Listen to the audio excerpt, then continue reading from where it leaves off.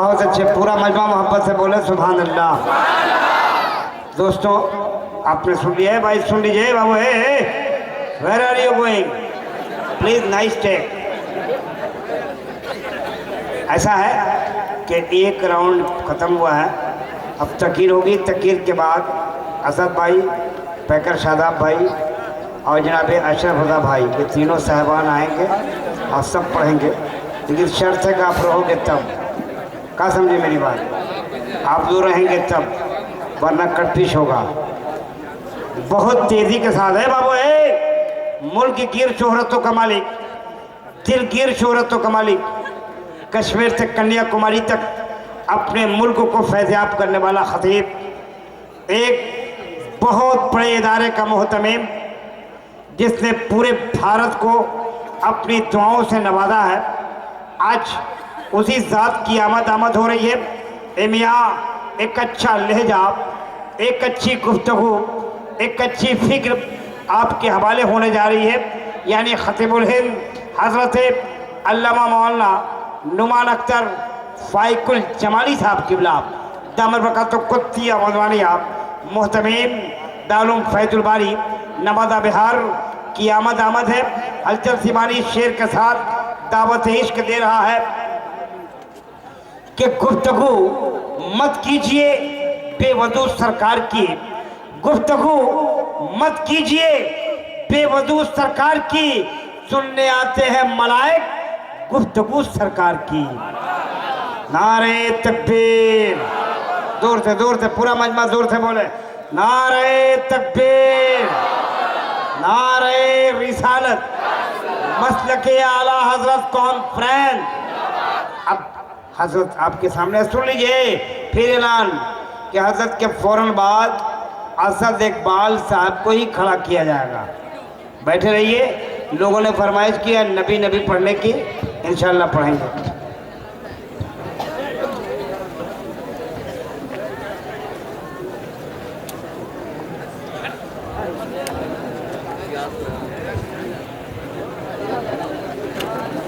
अस्सलामु अलैकुम।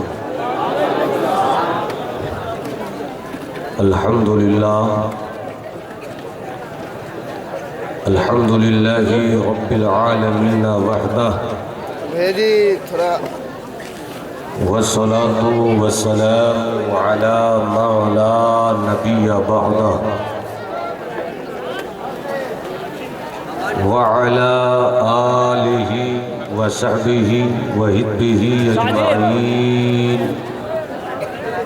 अम्मा बाद, फ़अऊज़ु बिल्लाहि मिनश शैतानिर रजीम। बिस्मिल्लाहिर रहमानिर रहीम। वला तहिनु वला तहज़नु वअंतुमुल अअलौन इन कुंतुम मुमिनीन। सदक़ल्लाहुल अज़ीम व बल्लगना रसूलुहुन नबियुल हबीबुल अतूफ़ुल अमीनुल करीम। हज़रात, जो लोग जा रहे हैं वो जल्दी से चले जाएं, और जो लोग बैठने के मूड में हैं वो शोर और हंगामा न करें। कि मुझे मालूम है कि हिंदुस्तान के मुसलमानों का ये मिजाज बन चुका है कि कभी किसी मुकर्रिर से नहीं कहा जाता कि थोड़ी देर और बोलिए। आप इत्मीनान से बैठे रहिए, मुझको मेरा वक्त नहीं बताया गया, इसलिए मुझको अधिकार है कि हम 10 मिनट में अपनी गुफ्तगू ख़त्म कर दें। और ये भी मेरा अधिकार है कि सुबह तक कौन उजाले के लिए तरसेगा, सुबह तक कौन उजाले के लिए तरसेगा। हम उगाएंगे इसी रात के पन में सूरज, रंग अल्फाजो मानी के निखर उठते हैं, रंग अल्फाजो मानी के निखर उठते हैं। जब सजाता हूँ शबिस्ताने सुखन में सूरज, और मैं न दूंगा कभी कातिल को मसीहा का लक़ब,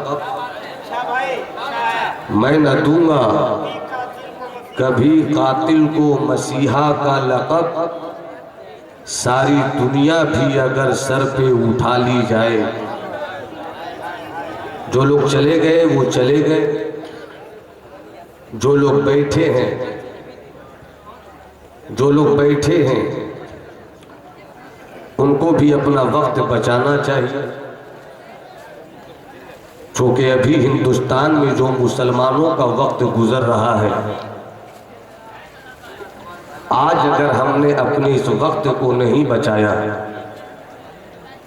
तो दुनिया आपके सर को धड़ से अलग कर देगी। दुनिया में अगर कोई इस वक्त सबसे मजलूम कौम है तो वो कौम मुस्लिम है। पूरी दुनिया की सारी तहरीकें जिस कौम को मलिया मेट करने का रोज एक नया प्लान ला रही हैं, उसी कौम का नाम कौम मुस्लिम है। आप यकीन जानिए, झंडे लहरा कर भी नारा लगाइएगा तो इससे कामयाब नहीं हो पाइएगा। आप हवाओं को लहरा कर भी अपनी मस्ती का इजहार कीजिएगा, कामयाबी इससे नहीं मिलेगी। इसलिए कि खुद अल्लाह फरमाता है, इन्नल्लाह ला युगय्यिरु मा बिकौमिन हत्ता युगय्यिरु मा बिअनफुसिहिम।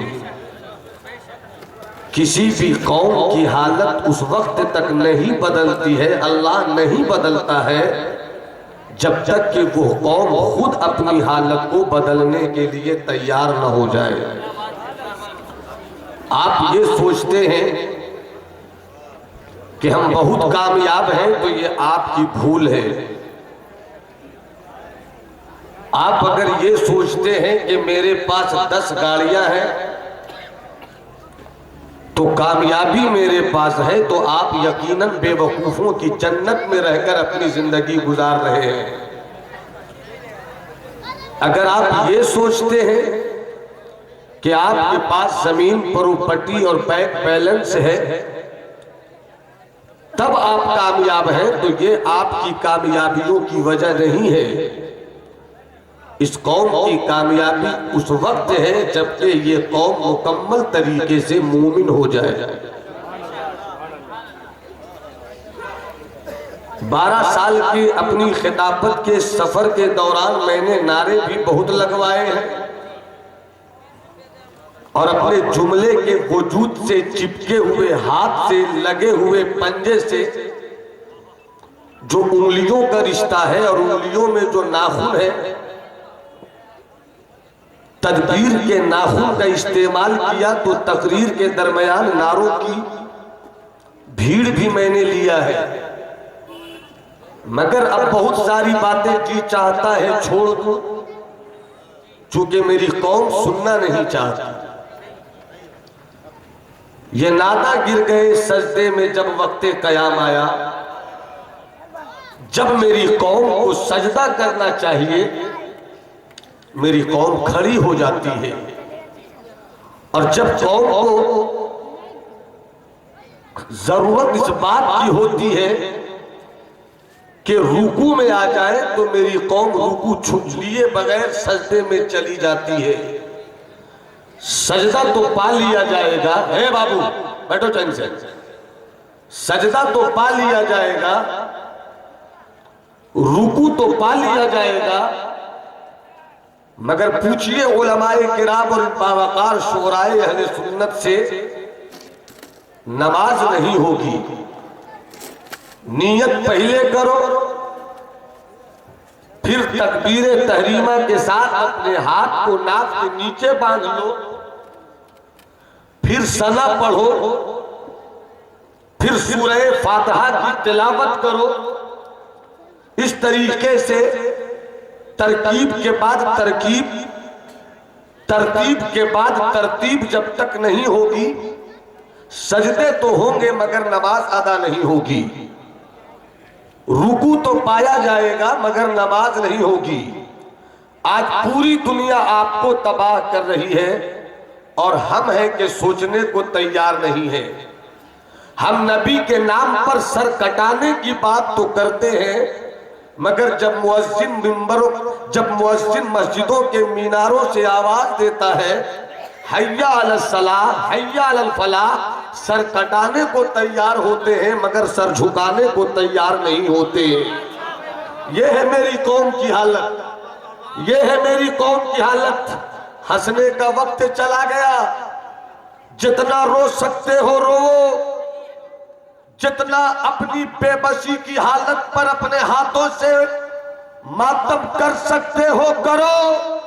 इसलिए कि हमने रोना छोड़ दिया, इसलिए दुनिया मुझ पर हंसने लगी।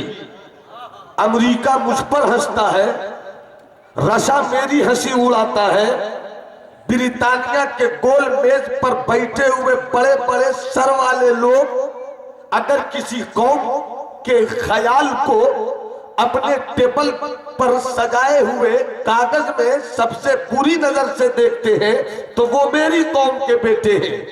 रोहिंग्या की सरजमीन पर अगर किसी कौम को तबाह किया जा रहा है वो मेरी कौम है। अगर गुजरात की गलियों में किसी कौम की बेटियों को दौड़ा दौड़ा कर उसकी इज्जत से खिलवाड़ किया जा रहा है वो मेरी कौम की बेटियां हैं। अगर मुजफ्फरनगर और मीरठ में किसी का खून पानी से ज्यादा सस्ता हो गया है वो मेरी कौम के बेटे हैं। आज हालात का है, मगर आपको जीना है तो जीने के लिए आपको मरना होगा। जब तक आप ये नहीं सोचेंगे कि हम मरने के लिए पैदा हुए, दुनिया आपको मारती रहेगी। जिस दिन आपने ये सोच लिया कि हम जीने के लिए नहीं पैदा हुए हैं बल्कि नामूसे मुस्तफा पर मरने के लिए पैदा हुए हैं, तो दुनिया आपको कभी नहीं मार सकती है। मेरा रिश्ता उस कौम से है, तवज्जो चाहूं हजरत हलचल भाई, तवज्जो चाहूं असद भाई, हमारे दिगर नूरुल हुदा भाई, शकील भाई, राजस्थान के मेरे आए हुए रजवी भाई, उलमाए अहले सुन्नत, और आपकी तवज्जो चाहूं। मैं भी चाहता हूं कि बड़ी संजीदगी से गुफ्तगू करूं। कौन चाहता है कि चिल्लाए, कौन चाहता है कि चीखे, मगर मेरी कौम की समात आज इस दहलीज पर पहुंच चुकी है कि जब चिल्ला चिल्ला कर मेरी कौम नहीं सुनती तो ये संजीदगी से क्या सुनेगी। अपनी समात को बदलो और अपने खतीब को आमादा करो, बुलाए हुए मुकर्रिर को कहो कि 1 घंटे का वक्त दिया है तो खुदारा इस 1 घंटे को कहकहो में मत बदलिए, खुदारा इस वक्त को हंसी में मत बहाइए। बहुत लुट चुके हैं, बहुत हंस चुके हैं, जरूरत इस बात की है कि फिर से रोया जाए, जरूरत इस बात की है कि फिर से रोया जाए। सिद्दीक रोते रहे कामयाब रहे, उमर रोते रहे कामयाब रहे, उस्मान रोते रहे कामयाब रहे, हजरत मौलाए कायनात रोते रहे कामयाब रहे। करबला का दूल्हा रात की तन्हाई के 2 हिस्से करता है, एक रात में कुरान, एक हिस्से में कुरान की तिलावत करता है और दूसरे हिस्से में अपने सर को रब की बारगाह में झुकाकर रोता रहता है। जब तक रोते रहे हम कामयाब रहे, जब तक आंखों से आंसू बहते रहे हम कामयाब रहे। इस्लाम के बेटों, आओ हम अपनी तारीख का वो हिस्सा तो देखें जिस कौम के बेटों की तारीख, जिस कौम के आकाओं की तारीख ये रही हो कि कुन बेइज़्निल्लाह कहा और मुर्दे को जिंदा कर दिया हो, जिस कौम की तारीख ये रही हो कि कटोरे में अला सागर को समेट लिया हो, जिस कौम के आकाओं की तारीख ये रही हो कि मिट्टी को छू दिया हो तो सोना बन गया हो, जिस कौम की तारीख ये रही हो कि मदीने में बैठकर दरियाए नील के पानी पर अपने कलम की सियाही से हुकूमत चलाता हो, जिस कौम की तारीख ये रही हो, जिस कौम की तारीख ये रही हो कि रहता हो मदीने की सरजमीन पर मस्जिद नबवी में मिंबर पे और यहीं से बैठे बैठे अपनी विलायत गैरत की नजर से मकामे नहावंद पर इस्लाम के लश्कर को कामयाबी का स्लोगन देता हो, आज वो कौम तबाह क्यों हो रही है, आज वो कौम बर्बाद क्यों हो रही है, आज उस कौम को दुनिया दौड़ा दौड़ा कर क्यों मार रही है। आज हम इस बात में लगे हुए हैं, दुनिया चाहती है कि इस कौम से गोश्त छीन लिया जाए तो ये कौम मर जाएगी। तो मैं एक जुमले में उन लोगों को पैगाम देता हूं कि तू नादान है अगर ये सोचता है कि इस्लाम के बेटों के प्लेट से गोश्त निकाल दिया जाए तो इस्लाम के बेटे मिट जाएंगे। इसलिए कि इस्लाम की तारीख गोश्त से नहीं चली है, इस्लाम की तारीख रोटियों से चली है, इस्लाम की तारीख पत्थरों से चली है। हमने गोश्त खाया तब इस्लाम नहीं फैला है, बल्कि जब पेट पर आका ने तो पत्थर बांधे हैं तब इस्लाम आगे बढ़ा है। हमने लुक़्मा तर खाया तब इस्लाम नहीं फैला है, बल्कि हमने हमने हमने नाने जनी खाया है तब मरहम को पछाड़ा है, तब खैबर को उखाड़ा है। इसलिए दुनिया को जमाली बहुत साफ सुथरे लेजे में यह पैगाम देना चाहता है। रशा ये सोच रहा है कि हिंदुस्तान के मुसलमानों के हाथों में कटोरे दे दिए जाए, यह कौम तबाह हो जाएगी। दुनिया सोच रही है कि इस्लाम के पेटों को फकीर बना दिया जाए, इस्लाम के पेटों को फकीर और मोहताज बना दिया जाए, इस्लाम के पेटों के हाथ में कटोरा दे दिया जाए। तो मैं कहना चाहूंगा, अरे तुझे मालूम नहीं है कि तू मुझको चाहता है फकीर बना दे, तू मुझको चाहता है मुफलिस बना दे। और यहीं पर आपसे भी मैं कहूंगा, इस्लाम इस्लाम इस्लाम कैसे फैला है, इस्लाम कैसे चला है? क्या खनकते हुए सिक्कों से इस्लाम आगे बढ़ा है? खनकते हुए सिक्कों से इस्लाम आगे नहीं बढ़ा है। इस्लाम तिजोरियों से आगे नहीं बढ़ा है, इस्लाम पैसों की बुनियाद पर आगे नहीं बढ़ा है, इस्लाम लोहे की तलवार की बुनियाद पर आगे नहीं बढ़ा है, बल्कि इस्लाम तो मुस्तफा के किरदार की बुनियाद पर आगे बढ़ा है। इस्लाम तो सहाबा के किरदार की बुनियाद पर आगे बढ़ा है। आओ जरा किरदार का उजाला देखें, आओ जरा नबी के किरदार से मोहब्बत करें। आए मसलक आला हजरत कॉन्फ्रेंस में आने वालों, मेरे आला हजरत के कलम का पैगाम क्या था कि तेरा जाहिर भी इसके नबवी का आईनादार हो जाए, तेरा बातिन भी इसके नबवी का आईनादार हो जाए। जब मुअज्जिन के अजान की आवाज तेरे कानों के पर्दों से टकराए, लोटा उठा ले, पानी ले ले, वजू कर ले और मुसल्ले पर जाके अपना सर जबीने बंदगी बनाकर पेश कर दे। ये भी आला हजरत का मसलक है। और यही नहीं बल्कि जब तेरा सर मस्जिद में झुके तो तेरा दिल भी खुदा की बारगाह में झुक जाए, ये मसलक आला हजरत है। जब इस्लाम के गाजियों ने, जब इस्लाम के वफादारों ने, जब इस्लाम के शहजादों ने, जब इस्लाम के आकाओं ने, इस्लाम के आकाओं ने अपने एक हाथ में कुरान की तिला किताब रखे, एक हाथ में कुरान रखा था और दूसरे हाथ में मोहब्बत और सीरत की तलवार रखा था, तब इस्लाम आगे बढ़ता चला गया। और इतना आगे बढ़ा था कि दरिया के लहरों को भी पसीना आ गया था। और शायर ने पुकार कर कहा था कि दश्त तो दश्त है, दरिया भी न छोड़े हमने, बहरे जुल्मात में दौड़ा दिए घोड़े हमने। आपको आपकी तारीख मालूम होगी, जब चला था इस्लाम का एक काफिला मकामे स्पेन। आज कुछ लोग कहते हैं, बाबू सुनो, हम जरा दूसरे किस्म के आदमी हैं, चुप रहिए मगर सुनिए सुनिए। और ये भी जान लीजिए कि सुभान अल्लाह कहलवाना मेरे लिए कोई मुश्किल काम नहीं, इसको भी आप जान लीजिए। सही बात है भाई, बिल्कुल बहुत आसान काम है मेरा, यकीन नहीं है तो बोल दीजिए सुभान अल्लाह। देखिए अभी शुरू हुए और आप शुरू सुनो, तकरीर सुनो, मोहब्बत से बोलो सुभान अल्लाह, हाथ उठा के बोलो सुभान अल्लाह। मुलाहिजा फरमाइए इस्लाम कैसे चला, कैसे बढ़ा इस्लाम। अगर बुरा ना मानो तो साफ कह दूं, नमाज से नहीं बढ़ा, क्योंकि अब तो नमाज से भी इस्लाम को रुस्वा किया जा रहा है। इस्लाम कैसे आगे बढ़ा? 40 साल की नबूवत की पाकीज़ा जिंदगी मुस्तफा ने खामोश रहकर मक्के में पेश किया। बोलो ना सुभान अल्लाह, हाथ उठा के बोलो सुभान अल्लाह। 40 साल की जिंदगी। एक बात सुन लो, हज़रत मुलाज़ा फरमाया 40 साल और आका की पूरी जिंदगी 63 साल। पूरी जिंदगी, पूरे मजमा बोले पूरी जिंदगी।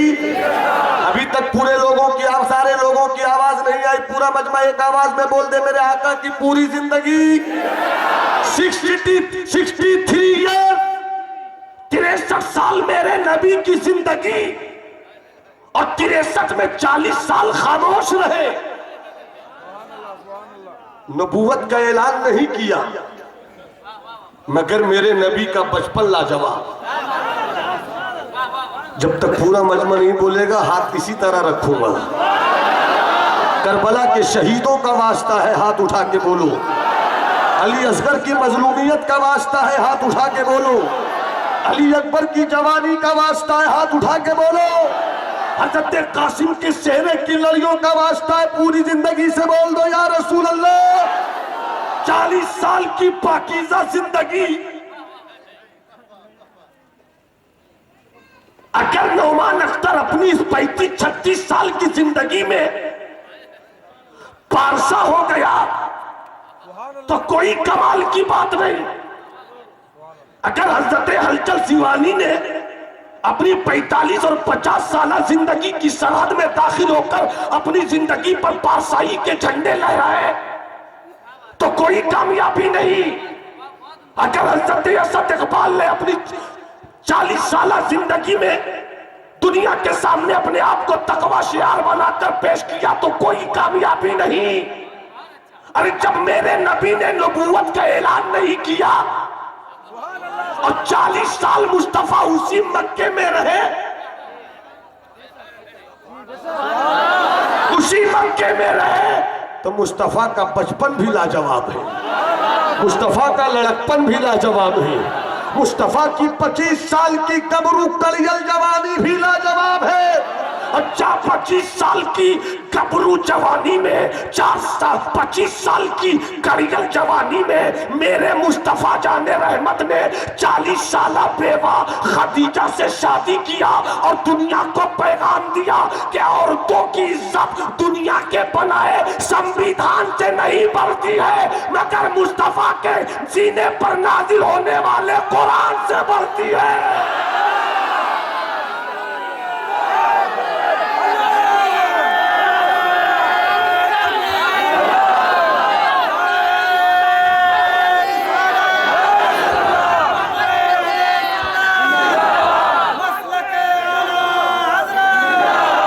पूरा मजमा हाथ उठा के बोले सुभान अल्लाह और जी लगा के बोलो या रसूल अल्लाह।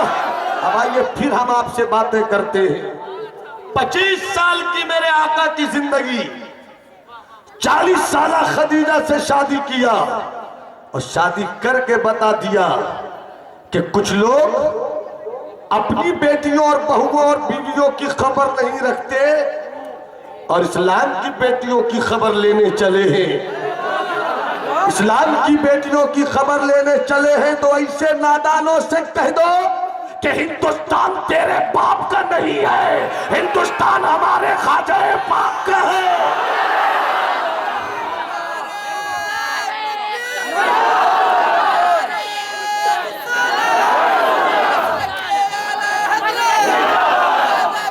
निकाली सैकड़ों नहरें के पानी कुछ तो कम होगा मगर फिर भी मेरे दरिया की तुगयानी नहीं जाती। बुझी है शमे मुस्लिम बारहा फिर जगमगाई है, ये तारा टूट जाता है दरख्शानी नहीं जाती। मोहब्बत से हाथ उठा के बोलो सुभान अल्लाह और जी लगा के बोलो या हबीब अल्लाह। 25 साल की कबरू जवानी और 40 साल बेवा से शादी किया। 40 साल तक नबी चुप रहे, 40 साल तक मेरे आका, सब बोलो 40 साल तक मेरे आका चुप रहे, चुप रहे। नबी चुप है, सब तारीफ कर रहे हैं।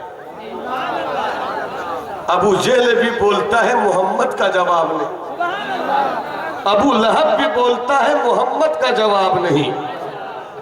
कुरैश के सारे चेहरे बोलते हैं मोहम्मद का जवाब नहीं। 40 साल तक नबी लाजवाब, 40 साल तक मुस्तफा लाजवाब। अरे उंगली उठानी थी तो नबी के बचपन पर उठाते, उंगली उठानी थी तो नबी के लड़कपन पर उठाते। नबी की अजमत पर उंगली उठानी थी तो 15 साल और 18 साल की जवानी पर उठाते, मगर नबी ने 55 पेश कर दिया, नबी ने लड़कपन पेश कर दिया, नबी ने जवानी पेश कर दिया, अपने 40 साल जिंदगी को पेश कर दिया।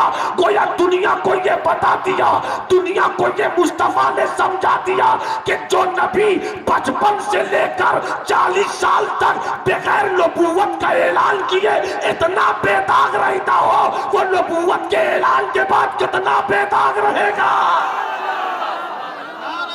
कितने बेदाग है मुस्तफा, कितने बेदाग है मुस्तफा, कितने बेदाग है मुस्तफा। उर्दू जुबान शेरो सुखन में समझना हो तो एक ही दर है बरेली वाले, एक ही दर है बरेली वाले का, वो कमाल हुस्ने हुजूर है।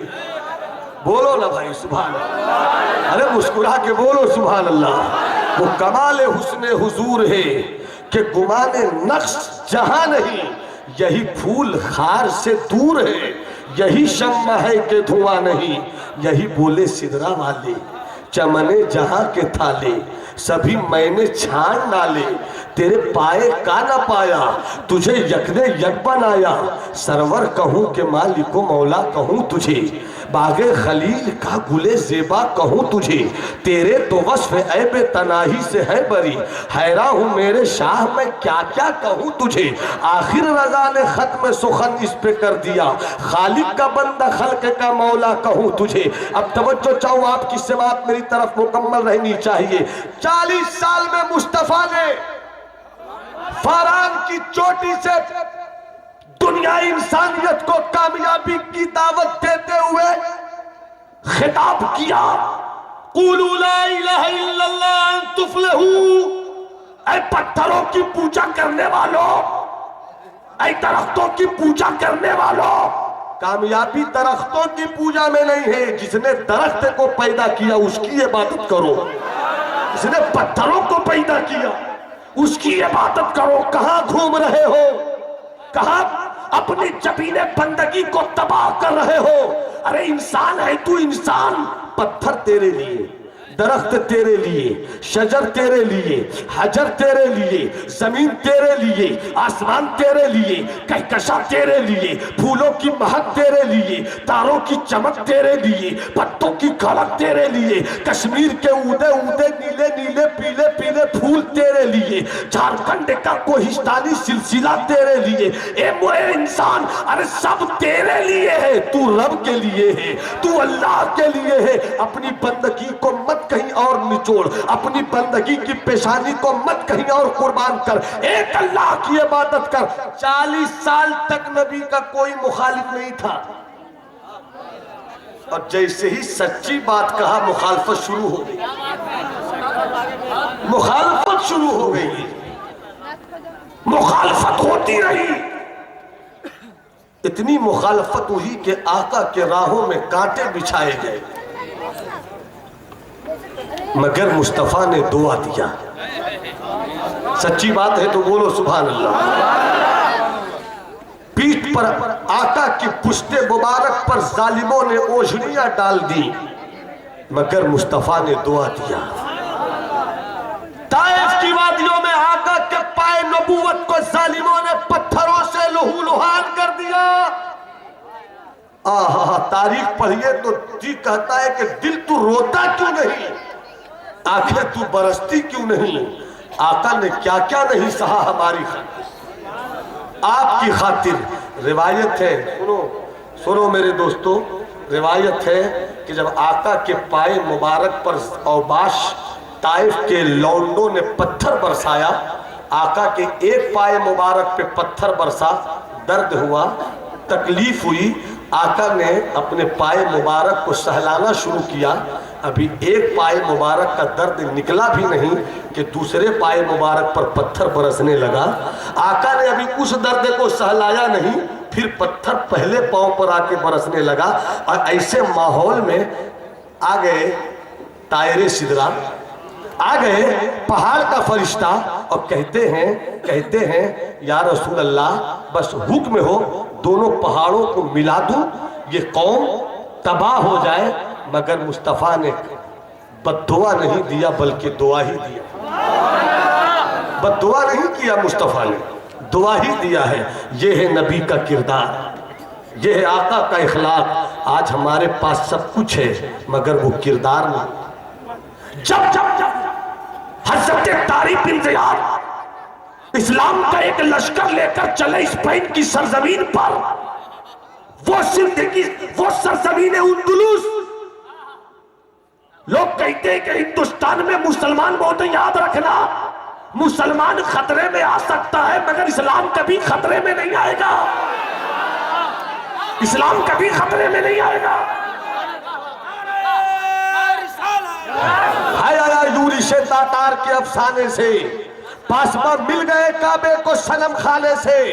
अरे जब बगदाद को हेलाकू ने तबाह किया था तो उसी बगदाद पर नबी की अजमत के कलमे पढ़ने वाले लोग छुप रहे थे, मगर उसी हेलाकू के शिकम से, उसी हेलाकू की नस्ल से एक ऐसा भी बेटा पैदा हुआ कि जब एक कादरी फकीर की नजर पड़ गई और कादरी फकीर अपने हाथ, तो कादरी फकीर की नजर पड़ी, उसने कादरी फकीर को देखा, कादरी फकीर की दाढ़ी सफेद थी, उसने कहा तेरी दाढ़ी भी सफेद, मेरे कुत्ते के दुम का बाल भी सफेद, बोल दोनों में कौन बेहतर है? हम जैसा मौलवी होता या तो भड़क जाता या खामोशी से चला जाता, मगर कुर्बान जो उस कादरी फकीर पर, उसने कहा अगर कयामत के दिन में रुसवा हो गया तो मेरी दाढ़ी अच्छी नहीं है, तेरे कुत्ते के दुम का बाल अच्छा है। ये फकीर की जुबान से निकला हुआ एक लहजा था।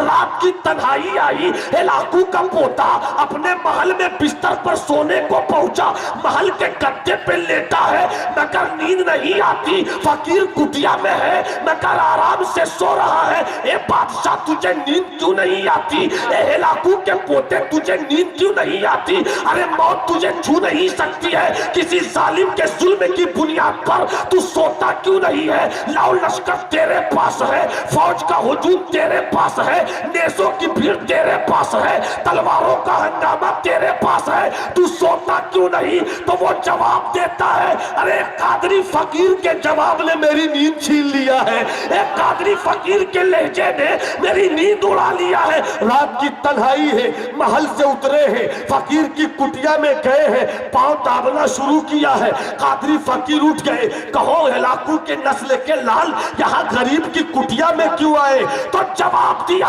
मैं यही सोच रहा हूँ कि मैंने तेरी दाढ़ी पे हमला किया, मैंने तेरे मजहबी शिआर पे हमला किया, मैंने तेरी शरीयत के वकार पे हमला किया, मगर तू सब्र का पहाड़ बना रहा। मैं सोचता ये हूँ कि जब तेरे जैसे फकीर का ये आलम है तो मदीने के अमीर का आलम क्या होगा, मदीने के ताजदार का आलम क्या? नारे तकबीर, नारे रिसालत। हाथ उठा के बोलो सुभान अल्लाह। रजी लगाकर वालिदैन की मोहब्बत में दोनों हाथों को हवाओं में लहरा के बोलो या हबीब अल्लाह। तो याद रखना, है आया यूरी से तातार के अफसाने से, पासबा मिल गए काबे को सनम खाने से। अपनी सोच, अरे तू तो मुसलमान है मगर जिस तरह इस्लाम दुश्मन ताकतों ने जाल बुन रखे हैं, तेरा बेटा मुसलमान रहेगा भी के नहीं, तेरा पोता मुसलमान रहेगा भी के नहीं। दुश्मन ताकतें लग चुकी हैं, हम ख्वाबे गफलत में सोए हुए हैं। आओ फिर से माजी की तरफ पलटे और नबी के किरदार को अपने गले का तावीज बना ले। इजाजत चाहो, कुछ तारीख कैसा देना चाह रहा? इजाजत है? इजाजत है भाई? तो मुस्कुरा के बोलो सुभान अल्लाह। फरमाइए 40 साल में आका ने नबूवत का ऐलान किया। नबूवत के ऐलान के बाद 13 साल तक मक्के में रहे। कितने साल तक? सब बोले कितने साल तक? सब बोलो कितने साल तक? मगर 13 साल की जिंदगी में, 13 साल की जिंदगी में तमाचा मारना तो दूर की चीज है, मेरे नबी ने किसी को उंगली भी नहीं दिखाया। और मोहब्बत से बोलो, अरे और मोहब्बत से बोलो। किसी को उंगली तक नहीं दिखाया, मगर असद भाई आपकी तवज्जो चाहूं, आपकी तवज्जोहात और इनायात के कुछ हिस्सों को अपनी खिताबत की इस जुमलों के रेगिस्तान में दौड़ने की इजाजत मिल जाए। वाह, बहुत खूब। मोहब्बत से बोलो, मोहब्बत से बोलो। नबी ने उंगली तक नहीं दिखाया, उंगली तक नहीं दिखाया, मगर कोई ये न समझे कि नबी मजबूर थे, वाह वाह वाह कोई ये वाह। न समझे कि नबी पावरलेस थे, कोई ये नहीं समझे कि नबी कमजोर थे। तवज्जो चाहूं, आपकी समात को आवाज देता हूं, हो सके तो यहाँ पर नारों से इस्तेमाल कीजिएगा, किसी को भी मौका मिल जाए तो नारा लगा दीजिएगा। जिस नबी ने 13 साल तक मक्के में रहकर तमाचा मारना तो दूर की चीज है, किसी को उंगली तक नहीं दिखाया, तो कोई नबी को कमजोर नहीं समझे। जिस नबी ने मक्के में रहकर उंगली किसी को नहीं दिखाया, जब जरूरत पड़ी तो अपनी ताकत दिखाया, तो उंगली दिखाकर जान का सीना फाड़ भी दिया है। सूरज को वापस बोल, तकबीर, नारे रिसालत, मसलके आला हजरत। वाह वाह वाह, माशाअल्लाह, सुभान अल्लाह, सुभान अल्लाह। बहुत खूब, बहुत आगे बोलो, पूरी जिंदगी से बोलो। अब फिर तवज्जो चाहूं, एक मर्तबा उंगली दिखाया है, क्या बात है, वाह वाह वाह। एक मर्तबा एक उंगली की सुना दूं? उंगली की, क्या बात है, सुना दूं, वाह वाह वाह सुना दूं भाई। एक मर्तबा वाह वाह, सुभान अल्लाह। मक्के की सरजमीन है, मुल्क शाम का एक बिजनेसमैन आया है, सबने खरीदा है सामान, अबू जेहल ने भी खरीदा, सबने पैसा दे दिया। अबू जेहल ने कहा कि आना घर वहीं दूंगा, सामान बेचकर पहुंचा, पैसे दो का 2 घंटे के बाद आना, 2 घंटे के बाद फिर पहुंचा, पैसे दो, सुबह आना, सुबह फिर पहुंचा, पैसे दो का शाम आना। ये समझ गया कि देने के मूड में नहीं है, करे तो क्या करे। काबे के सहने में कुछ बड़े पैसे वाले चेहरे बैठे हुए थे, ताकत वाले लोग थे, वहां ये शाम का अजनबी बिजनेसमैन पहुंचा। कहा भाई साहब, आप लोग लगता है कि मक्के के बड़े बड़े लोगों में हैं, वो जो घर है ना, उस घर वाले ने सामान खरीदा, पैसे नहीं देता, कौन है जो दिलवाएगा? सबने कहा वो तो हम सबों का सरदार है, एक ही दिलाएगा, एक ही दिलाएगा, वाह वाह वाह वाह, बहुत खूब। एक ही दिलाएगा। कहा कौन? का देखना पता लगा कहीं पर होगा, उसका नाम मोहम्मद इब्न अब्दुल्ला है। सुभान अल्लाह। ये बेचारा सीधा साधा पोचा लगाते हुए पहुंच गया। आप ही हैं मोहम्मद बिन अब्दुल्ला?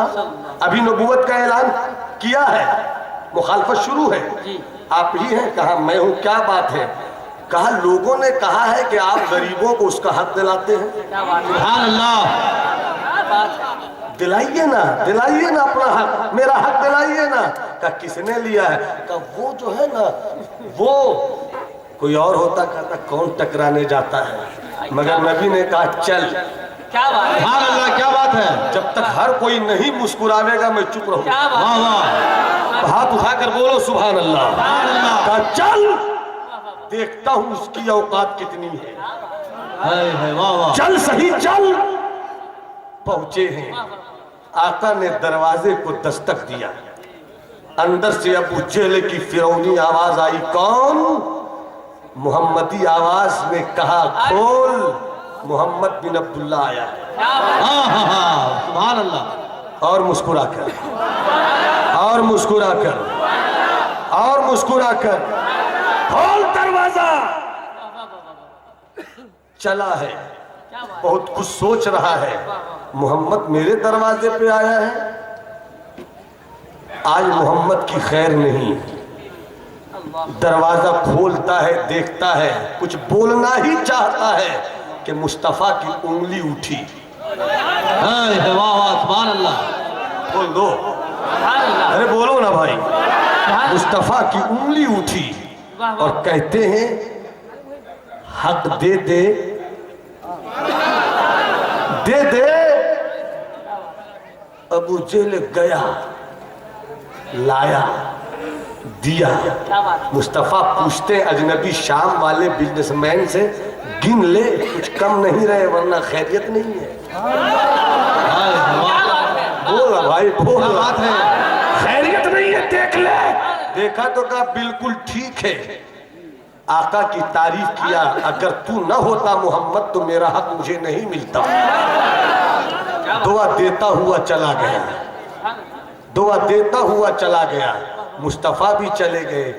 काबे के सीने में बैठकर उतबा, शैबा, अबू लहब सब देख रहा था।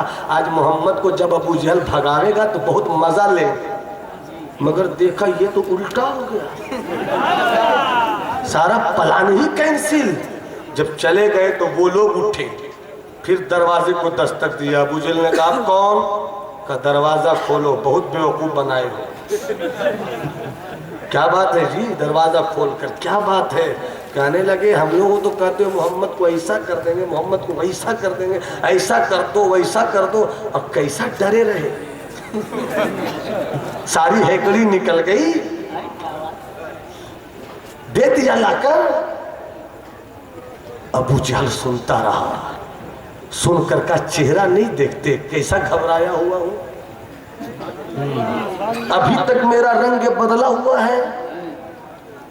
मतलब तो अबू जहल ने कहा जब मोहम्मद ने अपनी उंगली, हाय हाय वाह वाह, सुभान अल्लाह, अपनी उंगली को मेरे सीने की तरफ किया और कहा कि इसका हक क्यों नहीं देता, मैं कभी हक नहीं देता।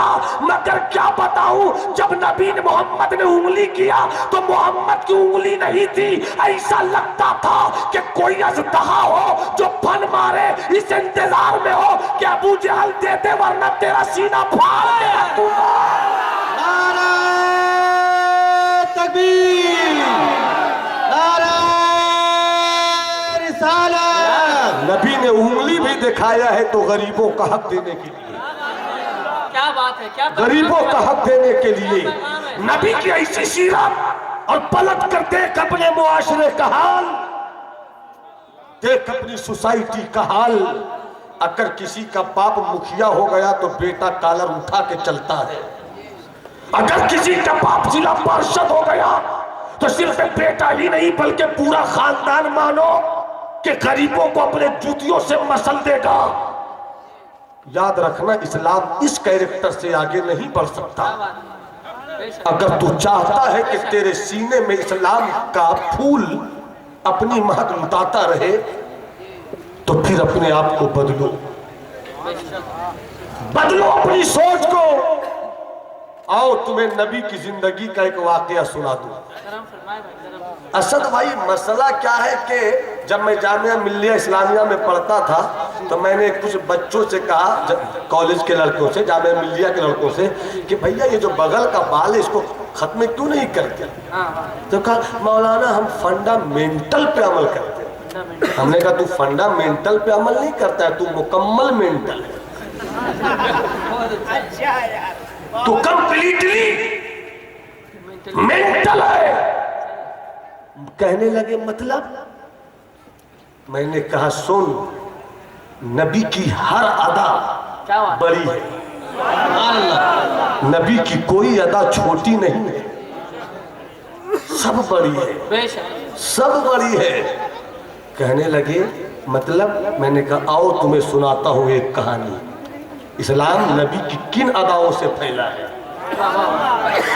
आका है, एक दीवाना आया, या रसूल अल्लाह मेरा बेटा गुम हो गया, मेरा बेटा खो गया, बहुत तलाश किया मगर पता नहीं चला। गोया उसका अकीदा बोल रहा था जब किसी से मसले का निदान न हो सके तो नबी मुहतरम के पास चलो। आका बेटा गुम हो गया। आका ने नबूवत का हाथ उठाया, दुआ किया, शहबाज भाई तो दुआ किया। अभी दुआ के बाद आका ने हाथ समेटे भी नहीं थे कि अचानक किसी ने कहा तेरा बेटा फला मैदान में कुछ बच्चों के साथ खेल रहा है। किसी का बेटा गुम हो जाए 2 रोज 3 रोज नहीं मिले और खबर लगे कि आसनसोल के फला दुर्गापुर के फला मैदान में खेल रहा है, वो बाप रुकेगा? मौलाना नौमान की तकरीर बाद में कभी सुनेंगे, असद भाई की नात शरीफ बाद में कभी सुनेंगे। अभी चलो बेटा कहाँ है मेरा? सही बेशक। तेजी से चला, नबी ने कहा तेजी से जाने वाले तेरा बेटा वही रहेगा। जुमले की नजाकत को समझो भाई, तेरा बेटा वही रहेगा, मगर एक बात सुन। हाँ या रसूल अल्लाह फरमाएंगे तो आका फरमाते हैं जब तू जाएगा तो कई दिन का बिछड़ा हुआ है तू, और कई दिन का बिछड़ा हुआ है तेरा बेटा। जब पहुंचना तो नाम लेकर पुकारना, बेटा कहकर आवाज मत देना, ये मत कहना बेटा, बल्कि जो नाम है वो नाम लेकर पुकारना। तो बाप ने कहा वजह क्या है या रसूल अल्लाह? मेरा बेटा है, जैसे पुकारूं। तो मुस्तफा फरमाते हैं कि तेरा बेटा कई बेटों में खेल रहा है। जब तू मोहब्बत की अदा पेश करेगा और बेटा कहेगा तो बिछड़े हुए बेटे को जब बेटा कहकर बुलाएगा तो तेरे लहजे में बड़ी मिठास होगी, बड़ी शीरनी होगी, बड़ी नजाकत होगी। तो जब तू बेटा कहेगा तो जितने हैं सब तो बेटा है, हो सकता है उसी बेटों में कोई यतीम भी हो, कोई यतीम भी हो। जब तेरे अंदर बाप का लहजा देखेगा तो उसको अपना बाप याद आ जाएगा। तो इस्लाम ये नहीं कहता है कि किसी यतीम के दिल को दुखाया जाए। जब ये कैरेक्टर था तब इस्लाम आगे बढ़ रहा, जब ये अदाएं थी तब इस्लाम आगे बढ़ रही थी। हजरात में अगर फैलाऊं तो बातें बहुत फैल जाएंगी। फिर आइए, 40 साल में आका ने नबूवत का ऐलान किया, 13 साल तक मक्के में रहे। 40 और 13, मैं इसको सुना कर रुखसत हो जाऊंगा। 40 और 13 53 साल, 53 ईयर्स। और आका की पूरी जिंदगी 63 साल, बचे 10 साल। जब तक मक्के में रहे, जब तक मक्के में रहे सब्र करते रहे। मदीने में आए तो कहा कि जंगे बद्र करो, शुक्र का वक्त है, अब शुक्र की घड़ी है, अब आगे बढ़ो, अब आगे बढ़ो, अब आगे बढ़ो। 53 साल तक कोई लड़ाई नहीं हुई, उंगली तक नहीं दिखाया।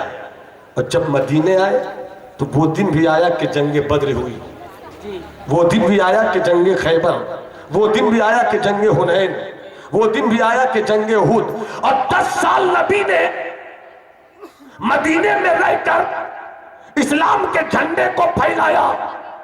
ये 10 साल नबी के ले लो, बस जल्दी जल्दी सुन लो, ये 10 साल नबी के ले लो। नबी का विसाल हो गया। आका के विसाल के बाद उसी कुर्सी पर खिलाफत अला मिनहाजिल नबुव्वा का ताजे जर्री सजाकर सैयदना सिद्दीक़ अकबर आए हैं। आपने 2 साल कुछ महीने खिलाफत की कुर्सी पर रह के इस्लाम की अजमत के परचम को खूब आगे बढ़ाया। हजरत सिद्दीक का भी विसाल हो गया। अब आए हैं अमीरुल मोमिनीन, खलीफतुल इस्लाम वल मुस्लिमीन, हजरत उमर इब्ने खत्ताब।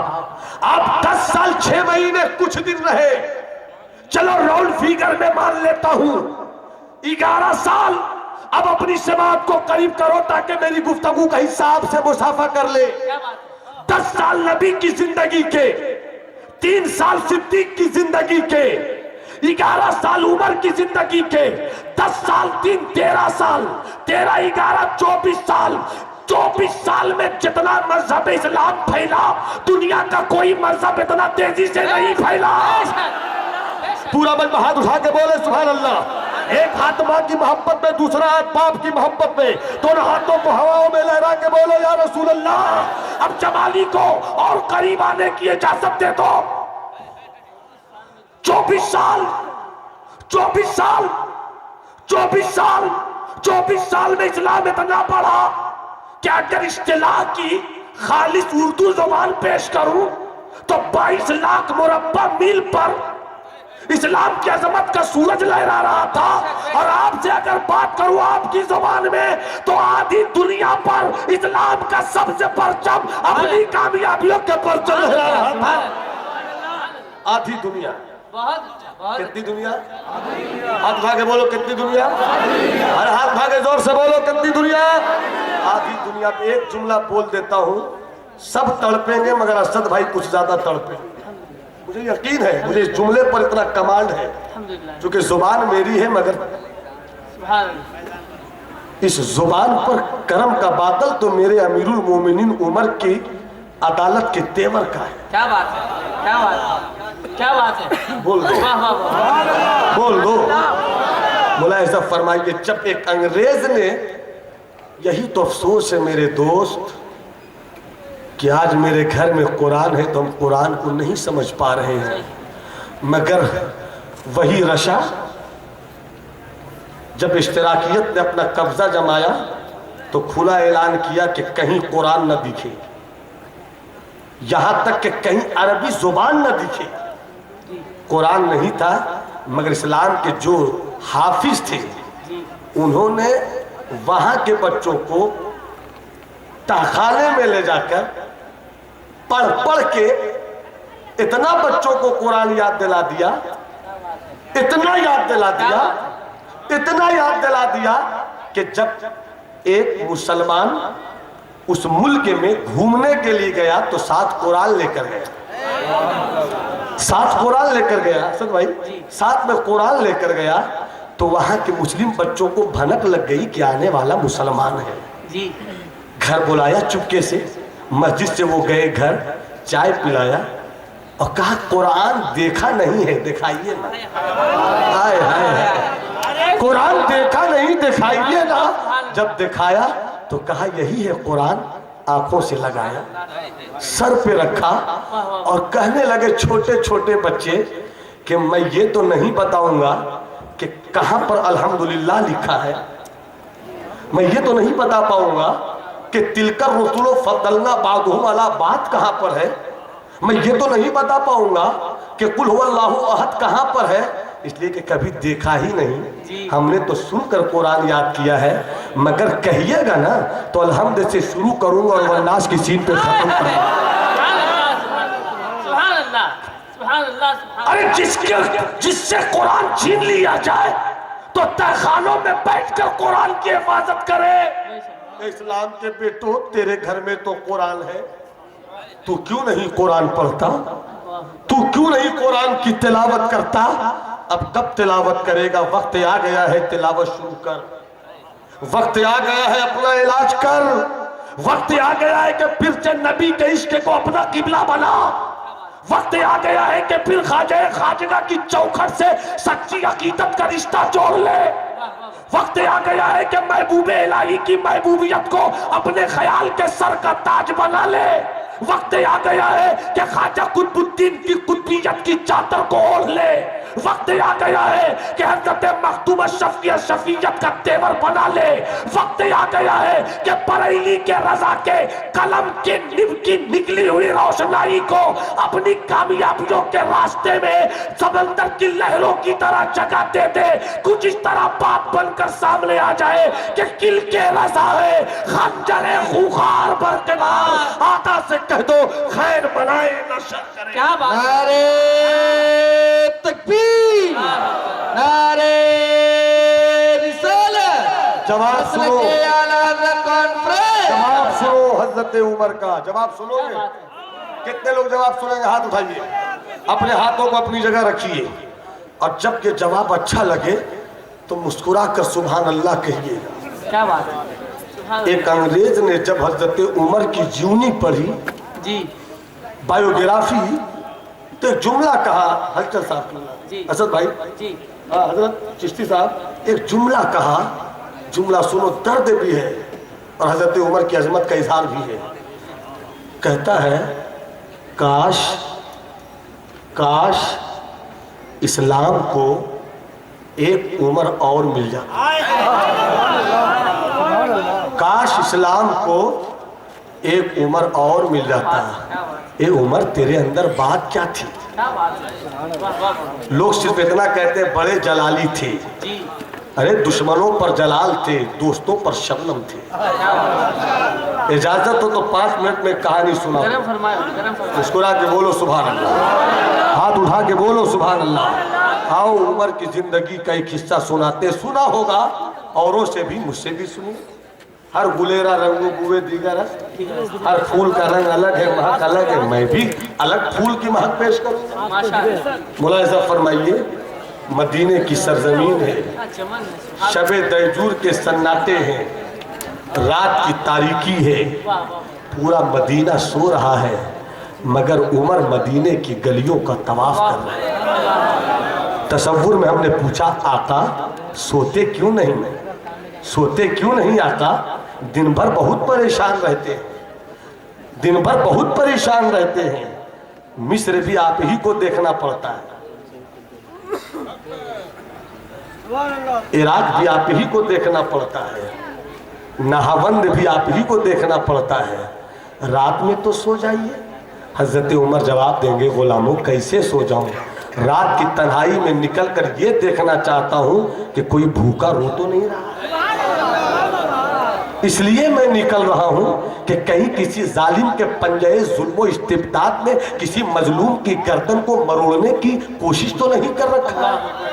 मैं इसलिए निकल रहा हूं। रात में निकले हैं, टहल रहे हैं। एक घर से बच्चों के रोने की आवाज आई। दरवाजे को दस्तक दिया। अंदर से इस्लाम की बेटी पर्दे की चादर मुंह पे डाले निकली।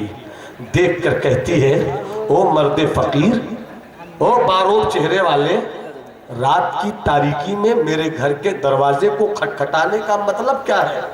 फरमाया, तेरे बच्चे रो क्यों रहे हैं?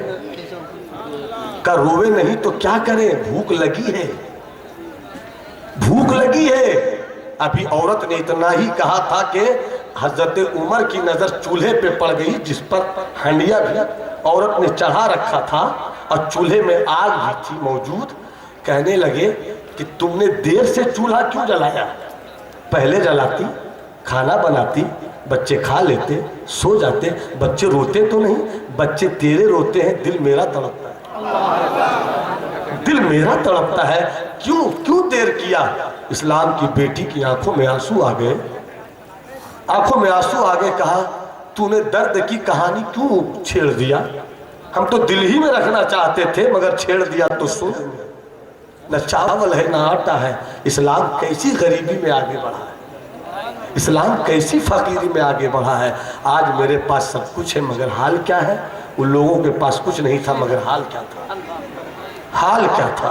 कुल जहां मिल्क और जौ की रोटी गिज़ा, उस शिकम की कनात पे लाखों। छेड़ दिया तो सुन, कुछ भी नहीं है मेरे घर में। तो फिर चूल्हा क्यों जलाया है? ताकि बच्चे ये समझें कि खाना तैयार हो रहा है। रोएंगे बच्चे, रोते रोते थक जाएंगे, थक कर सो जाएंगे। सुबह होगी, फिर देखूंगी कुछ रास्ता, शायद अल्लाह कोई रास्ता पैदा कर दे। कहते कहते इस्लाम की बेटी जलाल में आ गई और कहती है, ओ जवान, कयामत के दिन उमर को छोड़ूंगी नहीं।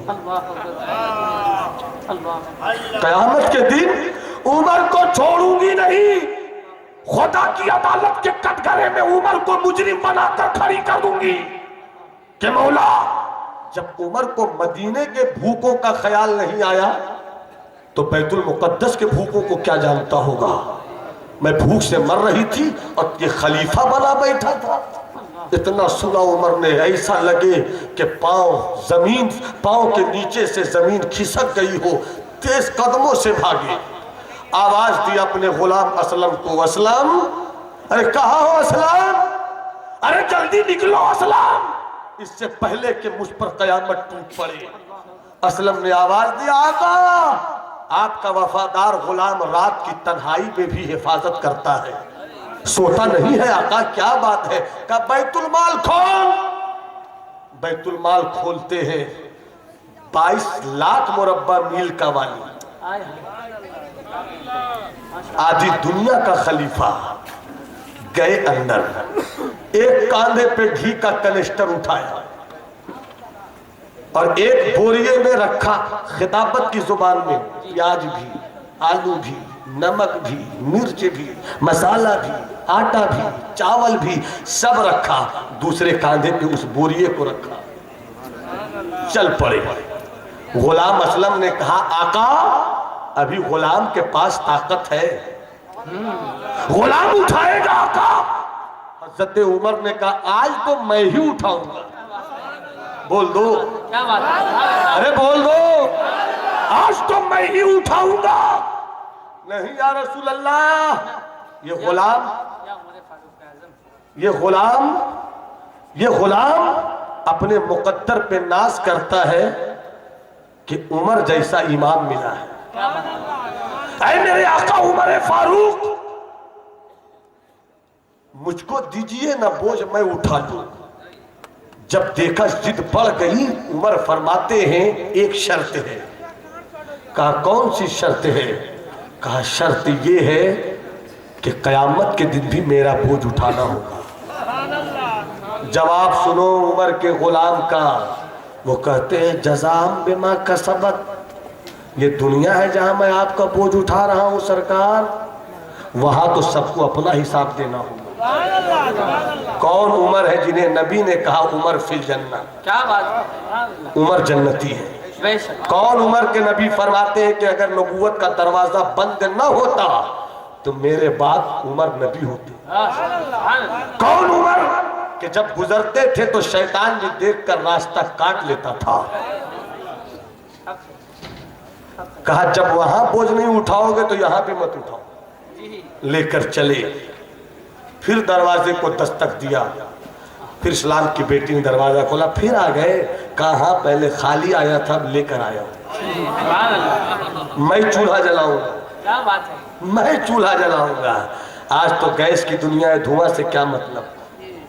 वो जमाना याद करो, हजरत उमर 22 लाख मुरब्बा मील के वाली ने अपने हाथों से चूल्हा रोशन किया, और जब आग नहीं रोशन निकल पा रही थी तो अपने चेहरे को झुकाया, चूल्हा के मुंह के करीब ले गए, जोर से फूंक मारी, इतना धुआं निकला कि हजरत उमर की दाढ़ियों से भी धुआं निकल गया।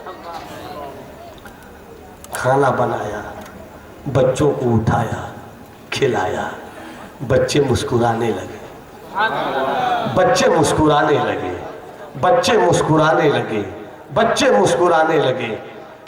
जब बच्चों ने खूब मुस्कुराना शुरू किया, सुनो सुनो, हजरत उमर ने अपने दोनों हाथों को पांव बना दिया, घोड़ा बन गए, और बच्चों से कहा आओ मेरी पीठ पर बैठ जाओ, घोड़ा बनकर घुमा देता हूं, घुमा देता हूं। बच्चों ने हिंदुस्तानी जुबान में यही कहा होगा, चल चल मेरे घोड़े चलता रहा, चल चल मेरे घोड़े चलता रहा। हजरत उमर घुमा रहे हैं, बच्चे मुस्कुरा रहे हैं। तसव्वुर में असद भाई ने पूछ लिया, आका उमर, मेरे आका घोड़ा बनने की जरूरत क्या थी, क्यों बच्चों को घुमा रहे थे? तो आका जवाब देंगे, मेरे गुलाम, ये बच्चे जितना रोए हैं उसकी वजह मैं हूं, उसकी वजह मैं हूं। तो आज मैं चाहता हूं जितना मेरी वजह से रोए हैं, आज मेरी ही वजह से उतना मुस्कुराते। बच्चा मुस्कुराता है। हजरत उमर चलने लगे, इस्लाम की बेटी से कहा चलता हूं। हाँ हाँ, झुक झुक जियो अपनी जुबान में, जा, तेरा एहसान कभी नहीं भूलेंगे। खलीफा तो तुझे होना चाहिए था। बोलो ना भाई, अरे हाथ उठा के बोलो ना सुभान अल्लाह। अरे खलीफा तो तुझे होना था, उमर को किसने बैठा दिया? खलीफा तुझे होना चाहिए था। इतना सुनने के बाद उमर कहते हैं, एक बात मानोगी? कहा एक बात नहीं, सब बात मानूंगी। कहा उमर को माफ कर दो, उमर को माफ कर दो। इस्लाम की बेटी ने कहा देख सब करवा ले, मगर ये काम मैं नहीं करूंगी, मैं उमर को माफ नहीं करूंगी, मैं उमर को माफ नहीं करूंगी।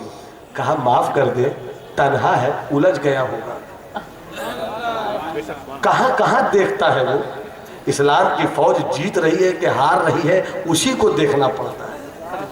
नील का पानी सूख गया है तो वहां के किसानों का घर कैसे मुस्कुराए, उसी को देखना पड़ता है। दजला के किनारे भूखी मर रही है तो मरने ना पाए, उसी को देखना पड़ता है। एक उमर तन्हा किधर किधर देखेगा। माफ कर दे, माफ कर दे। इस्लाम की बेटी ने कहा जिद करता है तो माफ कर देते हैं, मगर ये तो बता उमर तेरा रिश्ते में कौन लगता है? उमर तेरा रिश्ते में कौन लगता है? हजरत उमर आंखों में आंसू लेकर कहते हैं वही मुजरिम उमर तेरे सामने खड़ा है, वही तेरा मुजरिम उमर सामने खड़ा है। इस्लाम की औरत शहजादी की आंखों में आंसू आ गया। हाँ हाँ, खलीफा तो तुझी को होना चाहिए, खलीफा तो तुझी को होना चाहिए। क्या हमने आका उमर के इस किरदार से मोहब्बत किया है? क्या इस कैरेक्टर को हमने अपने गले का तावीज बनाया है? हजरत उमर जब मस्जिद नबवी में नमाज पढ़ा चुके होते थे, खड़े होते थे और एक नजर डालते थे, एक नजर डालकर समझ जाते थे कौन नमाज पढ़ने नहीं आया, और फिर चल के पूछते थे तू आया क्यों नहीं? तो एक सहाबी ने कहा हुजूर नींद लग गई थी। कहा उमर आया तो नींद टूट गई, उमर आया तो नींद टूट गई। उमर से इतना डरता है, खुदा से डरना चाहिए। हजरात, जरूरत इस बात की है कि हम अपने आकाओं के किरदार से मोहब्बत करें। बहुत नारे लगा चुके हम, क्या बात है, नारे लगाते रहे, मगर कब अपनी जिंदगी की किताब को हम आका के किरदार के उजालों से रोशन करें? कब वो दिन आएगा कि हम मुस्कुराएंगे? सजाओ अपने चेहरे पे दाढ़ी, माशाअल्लाह, बढ़ाओ अपने चेहरे पे दाढ़ी। जिस दिन दाढ़ी वाले बस पे बैठ जाएंगे ना, तो अच्छे अच्छे बस वालों की बस निकाल के रख देंगे कि हर बस पर 10 दाढ़ी वाले जरूर होंगे, और 10 दाढ़ी वाले अच्छे अच्छों की औकात बताना जानते हैं। मगर हम उस कौम से रिश्ता रखते हैं कि न डरना जानते हैं न डराना जानते हैं। क्या बात है। इसलिए अपने किरदार को बदलिए। हालात बदल रहे हैं, वक्त अजीब दौर से गुजर रहा है। इससे पहले कि हम पर कोई हिलाकू उतर जाए, इससे पहले कि हम पर तबाही का कोई जलजला आ जाए, पलट जाएं अपने आकाओं के किरदार की तरफ और अपनी जिंदगी को रोशन करें। जब ऐसी जिंदगी होगी, वला तहनु वला तहज़नु वअंतुमुल आलौन इन कुंतुम मोमिनीन, अगर ऐसी जिंदगी गुजारोगे तो इसी को कहते हैं मोमिन। और जब मोमिन रहोगे तो तुम ही बुलंद रहोगे, फिर न तुम्हें कोई डरा सकता है, न कोई कमजोर कर सकता है, न मार सकता है। फिर चलोगे भी, मर जाओगे तो शहीद कहलाओगे, जी जाओगे तो गाजी कहलाओगे। जीवन के बस 2 रास्ते हैं, दोनों बहुत मुफीद। जियोगे तो गाजी, कटोगे शहीद। अस्सलाम वालेकुम।